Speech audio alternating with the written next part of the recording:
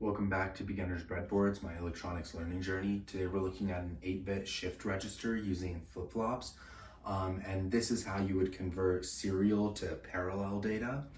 So what we've built here is we have a series of flip-flops. They all get the same clock in, which we're using just a button switch for, and then everything around the switch just ensures that it gets one clear edge at a time and it doesn't get two or anything like that. So the low pass filter here with the capacitor and resistor, as then this resistor just ensures it gets one clear edge at any given time. The 10K resistor ensures that it stays at ground if it's not being pressed. And then the D input is given by a slide switch, which can be either set to 5 volts or 0. And so the way this works is every single Q is number one connected to an LED and resistor, but that Q is also connected to the D input of the next flip-flop. And so likewise, they're all connected down in a line. So when you give a D input, let's say it's high, and then you give a clock, it will send the first output high and then become the D input for the next one. And then you can keep doing that. So as you're sending any kind of data in between the D input and the clock, it will start showing in all the various LEDs that are coming out. And so what's great about this is, let's say you had a 0 on Q here, and then a 1 Q here, and then a 0 Q here, and you send something else, and then you press the clock. This 0 goes through this flip-flop, and so now this 1 becomes a 0, but simultaneously at the same time, this 0 will become a 1.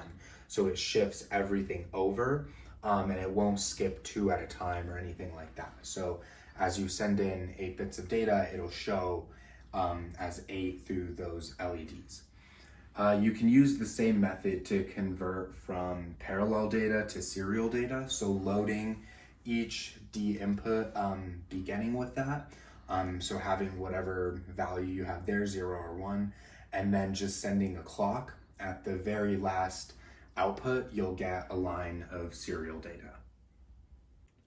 This is everything built onto the breadboard here. So this IC is this one. So this IC just has all the flip-flops, and it only has one clock, so every flip-flop gets the exact same clock. And so this is our D input slide switch that's either high or low. And then this green button is what activates the clock. And so you can see all the connections, the D's being, the Q's being connected to the subsequent D input. And then the outputs are all being shown here on the LED. So that's why we have that second breadboard.